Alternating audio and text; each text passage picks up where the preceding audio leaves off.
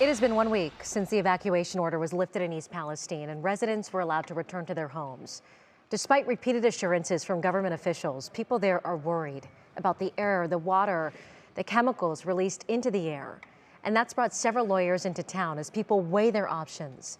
Emma Henderson spent the day speaking to them about their concerns and what's next. A lot of folks got exposed, they smelled it, it landed on them. The American Legion Hall in East Palestine is full of people waiting to hear from attorneys about their options following the train derailment and subsequent release of toxic chemicals. We haven't really had any big rains or anything since the accident, and I'm sure it's going to take a long time for that to leach down into the groundwater, and I don't know what will happen then. For John Pruitt, his home and property in East Palestine are his retirement plan, so it's important to know he's safe, and so is the property value.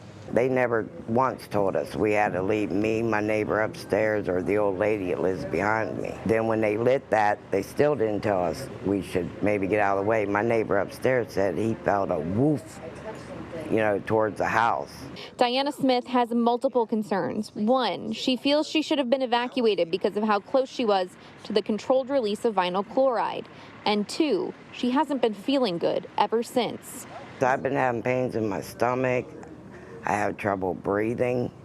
Even just sitting in my house, I'm going, I know I smelled them chemicals that night bad. And that's where attorneys from all over the country and locally, like Michael O'Shea, have come into town to take the case and to offer some advice. There are certain documents that, Norfolk and Southern might be asking people to sign in order to get a little bit of money, trickle money as we're calling it. So we're worried about that, getting the word out to folks that not to do that if they can afford it. Also to give them an idea of what their legal rights are.